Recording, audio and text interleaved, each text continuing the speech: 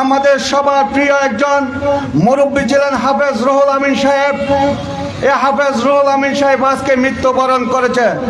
তার মৃত্যুর কারণ দায়ী করে আজকে রাঙ্গুনিয়া থেকে যিনি সংসদ সদস্য ছিলেন সেই হাসান মাহমুদের বিরুদ্ধে যখন রাঙ্গুনিয়ার কাউকে নির্বাচনে অংশগ্রহণ করতে দেন নাই, এই রুহুল আমিন সাহেব সেই দিন সাহস করে বলেছিল আমি রাঙ্গুনিয়া থেকে নির্বাচন করব। সেদিন রাঙ্গুনিয়ার হাসান মাহমুদের পেটুয়া বাহিনী, ছাত্রলীগ, যুবলীগের সাধারণ সম্পাদক ইউনূস এবং রাজ্য শিকদারের নেতৃত্বে রুহুল আমিনের বাসায় গিয়ে বলেছে বুলেট নিয়েছে, টাকা নিয়েছে, যদি বলে আপনি নির্বাচন করেন তাহলে এই বুলেট আপনার ফেটে যাবে, কি নির্বাচন করবেন নাকি নির্বাচন থেকে দূরে সরবেন। সেদিন তিনি বলেছিলেন আমি আমার জানের মায়া ত্যাগ করার জন্য প্রস্তুত আছি রাঙ্গুনিয়া মাসের জন্য, কিন্তু ইজ্জত সম্মানের জন্য আমি নির্বাচন থেকে দূরে সরব। আমি এদেশের মায়া মমতার জন্য সেদিন নিজে নির্বাচন থেকে দূরে সরে গিয়েছে। যেদিন ঘোষণা দিয়েছে সেই দিন থেকে স্ট্রোক করে হার্ট অ্যাটাক করে তিনি করেছিলেন। কিন্তু হাসান মাহমুদের নির্বাচনে জয় করার জন্য জয়ের পর যখন তাকে দেখতে গিয়েছিলেন তখন বলেছিলেন আল্লাহর লানত তোমার উপর পড়বে। আমি রুহুল আমিন সেদিন নির্বাচন করতে চেয়েছিলাম রাঙ্গুনিয়ার মানুষের জন্য। আজকে হাফেজ রুহুল আমিন সাহেব মারা গিয়েছে। আজকে তাহার জনতায়, তাহার জানাজায় লক্ষ লক্ষ মানুষ তাহার জানাজায় অংশগ্রহণ করেছেন। আর আজকে যারা রুহুল আমিন সাহেবকে অস্ত্র দেখিয়ে, ভয় দেখিয়ে নির্বাচন থেকে দূরে সরে রেখেছেন তাকে আজকে কারাগারে নিক্ষেপ করা হয়েছে। এই ইউনূস আজকে জেল হাজতে, আর রুহুল আমিন সাহেবের জানাজায় লক্ষ লক্ষ মানুষ হয়ে জানাজায় অংশগ্রহণ করেছেন। উপস্থিত প্রধান অতিথি, আজকে রাঙ্গুনিয়ার মানুষের আইনি সহায়তা দিয়ে বাংলাদেশ জাতীয়তাবাদী দল বিএনপির নেতা কর্মীদের সাথে পাশে ছিলেন রাঙ্গুনিয়া উপজেলা বিএনপির যুগ্ম আহ্বায়ক জনাব অ্যাডভোকেট কামাল হোসেন চৌধুরী। উপস্থিত রাঙ্গুনিয়ার ঐতিহ্যবাহী এই মরিয়মনগর ইউনিয়নের বারবার জনগণের ভোটে নির্বাচিত চেয়ারম্যান জনাব হোসেন চেয়ারম্যান। উপস্থিত রাঙ্গুনিয়া উপজেলা ছাত্র দলের সদস্য সচিব হেলাল আহমেদ। উপস্থিত রাঙ্গুনিয়া উপজেলা বিএনপির নেতার সরবপাড়া ইউনিয়ন বিএনপির সাবেক সিনিয়র সহসভাপতি বড় ভাই রফিক।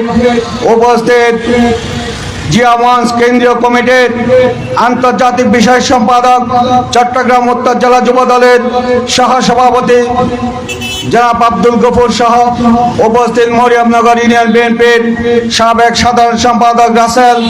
উপস্থিত রাঙ্গুনিয়া উপজেলা যুব দলের যুগ্ম আহ্বায়ক মাসুদ খোরশেদ এবং মরিয়মনগর ইউনিয়ন যুব দলের সদস্য সচিব জনাব করিম সহ প্রিয় মরিয়মনগরবাসী, মুরব্বীবৃন্দ এবং ব্যবসায়ীবৃন্দ, আসসালামু আলাইকুম। দীর্ঘ 17টি বছর পর রাঙ্গুনিয়া উপজেলায় বিএনপির নেতা কর্মীরা ইফতার মাহফিল করতে পারছে, সেজন্য মহান রব্বুল আলামিনের কাছে শুকরিয়া জ্ঞাপন করছি।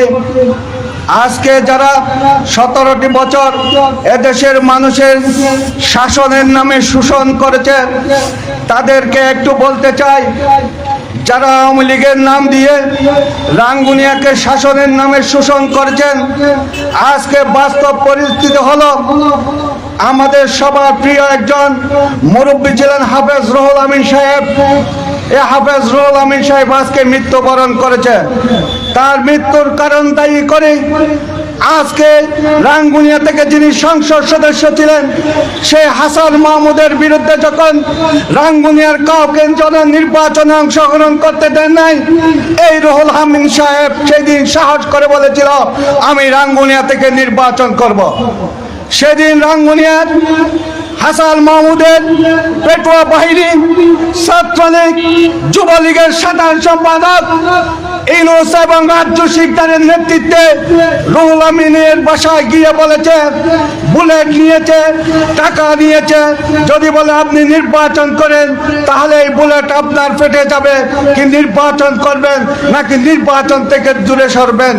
সেদিন তিনি বলেছিলেন আমি আমার জানের মায়া ত্যাগ করার জন্য প্রস্তুত আছি রাঙ্গুনিয়া মাসের জন্য, কিন্তু ইজ্জত সম্মানের জন্য আমি নির্বাচন থেকে দূরে সরব। আমি এদেশের মায়া মমতার জন্য সেদিন নিজে নির্বাচন থেকে দূরে সরে গিয়েছে।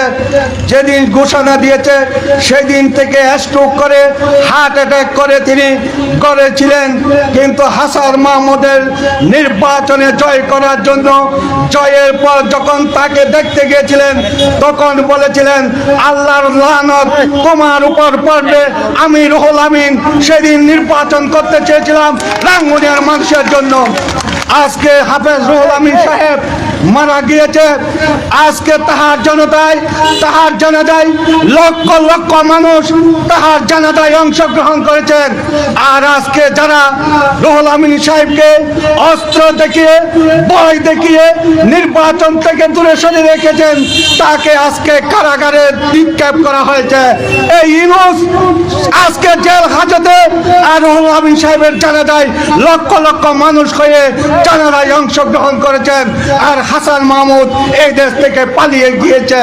তাই আজকে আমরা যারা রাজনীতি করি আমরা শহীদ প্রেসিডেন্ট জিয়াউর রহমানের আদর্শের সৈনিক, শহীদ প্রেসিডেন্ট জিয়াউর রহমানের প্রথম সমাধি আমাদের রাঙ্গুনিয়াতে। এই রাঙ্গুনিয়াতে আমাদের প্রাণপ্রিয় নেতা জনাব তারেক রহমান বারবার নির্বাচনে ধানের শীষের প্রতীক শহীদ সালাউদ্দিন কাদের চৌধুরীকে 96 থেকে মনোনয়ন দিয়েছে। আজকে আমরা বলতে চাই আমাদের নেতা তারেক রহমান যে জনগণের জন্য যে 31 দফা উপস্থাপন করেছেন, এই 31 দফা বাস্তবায়নের জন্য আমরা বিএনপির নেতা কর্মীরা সুশৃঙ্খল থাকতে হবে। সাধারণ মানুষ যাতে কোনো অত্যাচারিত করতে না পারে, কোনো অন্যায় যাতে না হয় সেদিকে আমাদের বিএনপির নেতা কর্মীরা সজাগ থাকতে হবে। রাজনৈতিক এমন এক জিনিস, সাধারণ মানুষের যদি নিরাপত্তা দিতে না পারি, সাধারণ মানুষের কাছে যদি ন্যায় বিচার প্রতিষ্ঠা করতে না পারি, তাহলে রাজনীতিতে কেউ আসার আছে বলে আমি মনে করি না।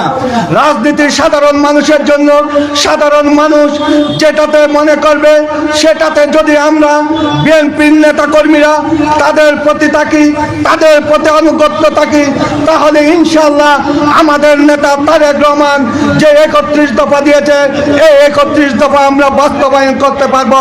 এই 31 দফা বাস্তবায়ন করতে পারলে আগামী দিনে আমাদের রাঙ্গুনিয়া থেকে আমাদের প্রাণপ্রিয় নেতা শহীদ সালাউদ্দিন কাদের চৌধুরীর উত্তরসূরি বিএনপির নির্বাহী কমিটির সদস্য হুমাম কাদের চৌধুরীকে আগামী দিনে ধানের শীষের প্রতীকে মনোনয়ন দিলে সাধারণ মানুষ ব্যালটের মাধ্যমে যদি বিজয় করে ইনশাআল্লাহ আগামী দিনে রাঙ্গুনিয়াকে সন্ত্রাস চাঁদাবাজ মুক্ত এবং মাদক মুক্ত রাঙ্গুনিয়া করব, এই আশা ব্যক্ত করে আমি আমার বক্তব্য শেষ করছি।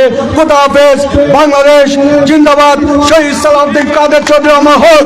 তারেক রহমান জিন্দাবাদ। হুমাম কাদের চৌধুরী জিন্দাবাদ। আজকে